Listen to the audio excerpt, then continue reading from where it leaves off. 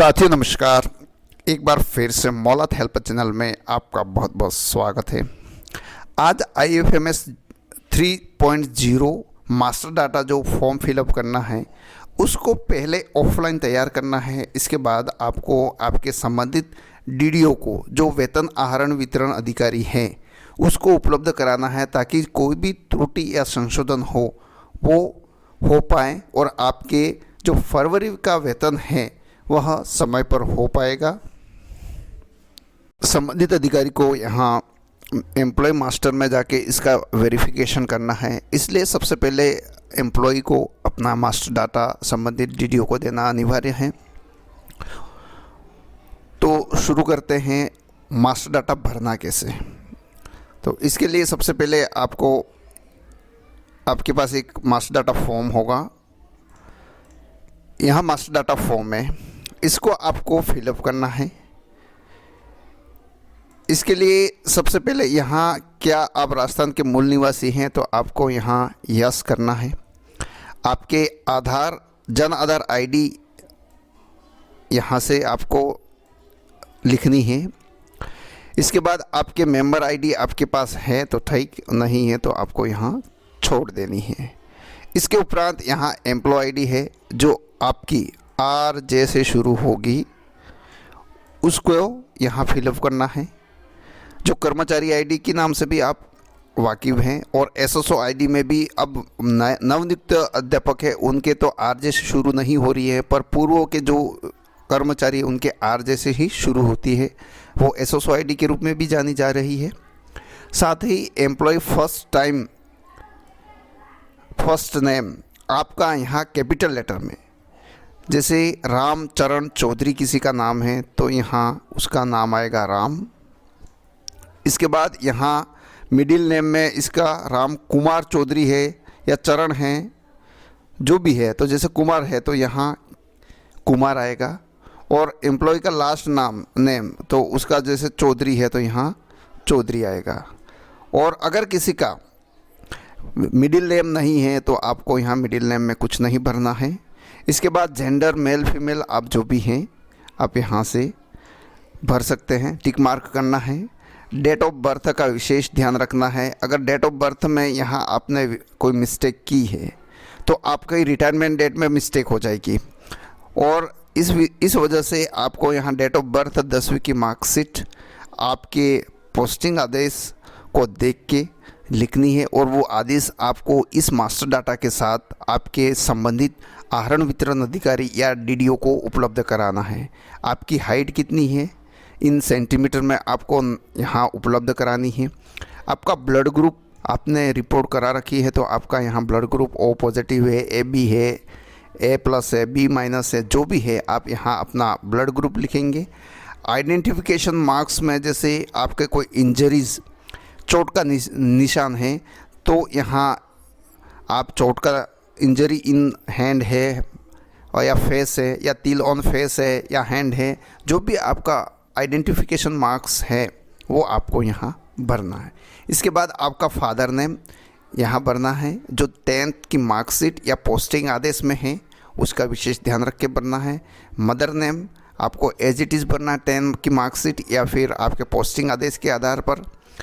Married status है, अगर आप मैरिड है तो मैरिड लिखना है, अनमेरिड है तो अनमेरिड। अगर आप मैरिड लिखते हैं तो आपके यहाँ हस्बैंड या वाइफ का आप नाम लिखेंगे।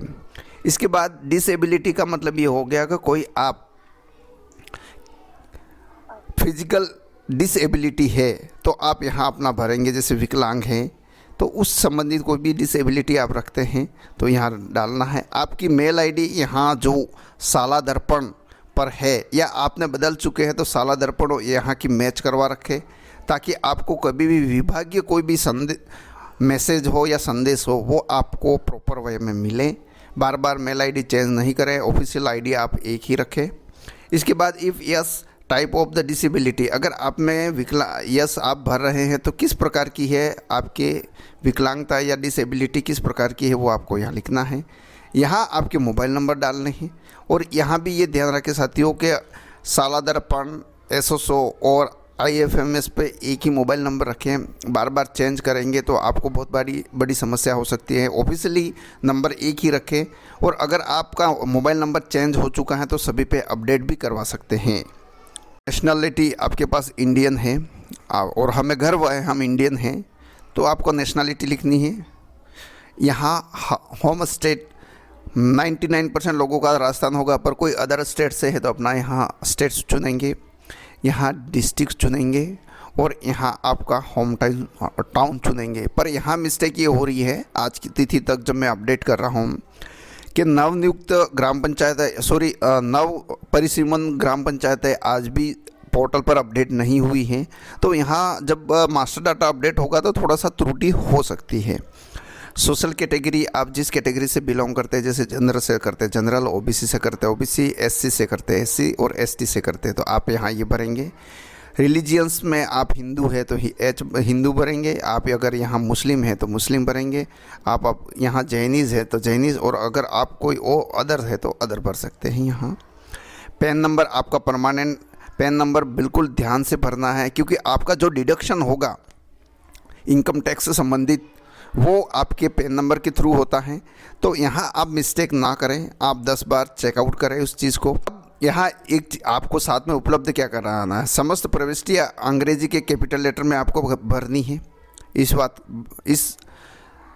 इस बात का विशेष ध्यान रखना है। पासपोर्ट साइज़ फ़ोटो आपको साथ में उपलब्ध कराना है। 10 की अंकतालिका जो आपके डेट ऑफ बर्थ और नेम के आधार पर होगी। आधार कार्ड आपका फ़ोटोकॉपी के साथ, पैन कार्ड फ़ोटोकॉपी और सेल्फ अटेस्टेड कर लेना है। साथ में नॉमिनी के संयुक्त फ़ोटो आपको उपलब्ध कराना है जो IFMS पे अपलोड होंगे। साथियों, अगर यहाँ आप अनमेरिड हैं तो आप आपके पेरेंट्स को नॉमिनी बना रहे हैं तो उसके साथ संयुक्त फ़ोटो अपलोड कराएं, और अगर आप मैरिड हैं और आप आपके वाइफ या बच्चों को नॉमिनी के रूप में ऐड करवा रहे हैं तो आप यहाँ उनका फ़ोटो देंगे साथ में। यहाँ सर्विस डिटेल आपको पार्ट 2 भरना है। यहाँ सर्विस कैटेगरी में आप एजुकेशन डिपार्टमेंट भरेंगे, और सब कैटेगरी में यहाँ एलिमेंट्री के हैं तो एलिमेंट्री और सेकेंडरी के हैं तो सेकेंडरी एजुकेशन भरेंगे। Designation as per service grade, यहाँ आपका पद नाम भरना है इसमें। साथ ही सर्विस स्टेटस आप भरना चाहेंगे, लेक्चरर या इससे ऊपर की पोस्ट पर हैं। अगर एजुकेशन डिपार्टमेंट की बात कर रहा हूँ तो आप यहाँ स्टेट सर्विस का ऑप्शन चुनेंगे, और अगर इससे नीचे आप हैं तो आप सब ऑर्डिनेंस सर्विस वरिष्ठ अध्यापक से लेवल 1 और या फिर लाइब्रेरियन तक आप यहाँ सब ऑर्डिनेंस सर्विस में आएंगे। इसके बाद क्लास 4 तक हैं तो क्लास 4 और मिनिस्ट्रल है तो मिनिस्ट्रल आपको इसमें भरना है। एंटाइटलमेंट में आप आपकी पात्रता भरेंगे, और सर्विस सब कैटेगरी यहाँ एक और ऑप्शन है। सर्विस सब कैटेगरी में आप अगर किसी कोटे से नहीं हैं, रेगुलर हैं तो आपके पास यहाँ नन का ऑप्शन है। कॉन्ट्रैक्ट बेस पे हैं तो आपको कॉन्ट्रैक्ट लिखेंगे। फिक्स में पे हैं जो नवनियुक्त हैं और फिक्स पे हैं तो आप फिक्स पे का ऑप्शन सिलेक्शन करेंगे। यहाँ आपकी फैमिली की और नॉमिनी डिटेल भरनी है। आपने जो संयुक्त ऊपर में फर्स्ट पेपर में आपने जो फ़ोटो खिंचाया था उसके आधार पर आपको यहाँ जन आधार नंबर जो देना है वो जन आधार नंबर होगा, और जिसका फैमिली में फीमेल के हेड ऑफ के द्वारा बनता है तो यहाँ जन आधार नंबर आपका एक ही होगा। मेंबर आईडी नंबर आपको यहाँ मेंशन करनी है। जन आधार के अनुसार आपका यहाँ नाम मेंशन करना है नॉमिनी का, और नॉमिनी में यह ध्यान रखना है कि आपके नॉमिनी सर्विस बुक में भी होगी और साथ में पे मैनेजर पर भी आपने ऐड कर रखा होगा, और यहाँ जन आधार में भी या IFMS 0330 पर भी आप अपडेट कर रहे हैं तो उसमें डेटा मिसमैच नहीं होगा। और यहाँ नॉमिनी जो आप अपडेट कर रहे हैं उसमें आपका रिलेशन क्या है, हस्बैंड हैं या वाइफ के रूप में है या चिल्ड्रंस के रूप में है या मदर फादर जो भी आप नॉमिनी, तो उसके साथ आपका यहाँ संबंध क्या है। साथ में नॉमिनी का यहाँ डेट ऑफ बर्थ होगा और नॉमिनी पढ़ा लिखा है तो साथ में आप 10th की मार्कशीट उपलब्ध कराएं। जेंडर क्या है, मेल या फीमेल है, वो आपको देखना है।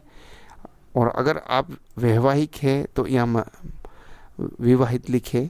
फिजिकल डिसेबिलिटी अगर आपके नॉमिनी का है तो यस करें, और साथ में ही डिसेबिलिटी का सर्टिफिकेट भी आपको उनके साथ डालना है।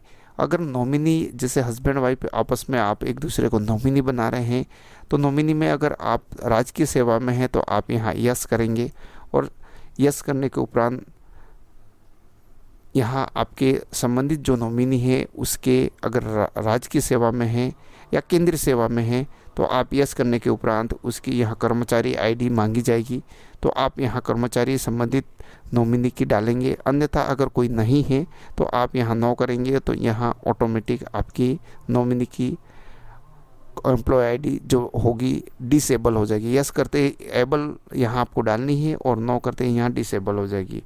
और अगर आप एक से अधिक नॉमिनी बनाना चाह रहे हैं, जैसे आपके परिवार में आपकी पत्नी है, वाइफ है, आपके बच्चे हैं 2, तो आप उनको परसेंटेज के हिसाब से अगर नॉमिनी बनाना चाहते हैं, जैसे आप वाइफ को 50% वेटेज देना चाहते हैं और 2 बच्चे हैं उनको 25% भी आप वेटेज देना चाहते हैं, तो यहाँ शेयर प्रतिशत लिखिए। जैसे फर्स्ट नॉमिनी को आपने 50% दे दिया तो यहाँ 50% होगा।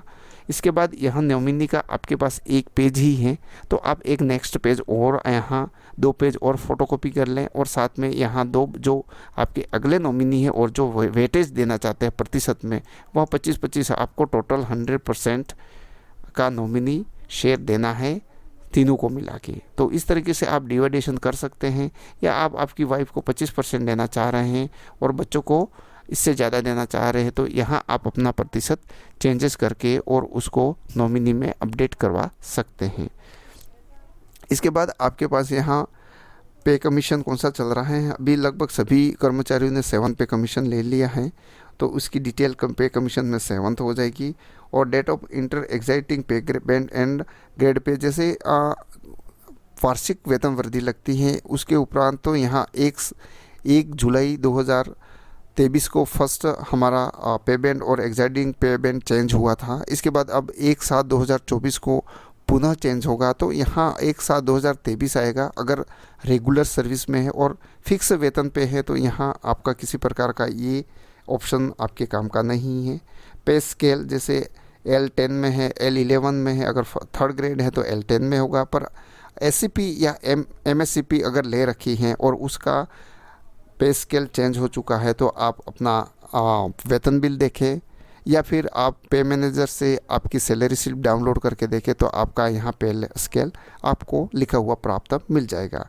Date of present pay scale आपने जो वर्तमान पे स्केल लिया है वह कहाँ से लिया, तो मैक्सिमम कर्मचारियों को तो 1 जुलाई 2023 होगा। बट अगर MSCP या SCP स्वीकृत हुई है आपके 1 जुलाई 2023 के उपरांत, तो आप यहाँ उसकी डेट लिखेंगे जो प्रेजेंट पे स्केल को प्रेजेंट करती हैं। इसके बाद 1 साल के बाद तो आपकी ऑटोमेटिक वहाँ 1/7/2024 ऑटोमेटिक हो जाएगी, और आपका बेसिक यहाँ जो है वो आपको लिखना है जो आपके पे स्लिप के अनुसार होगा।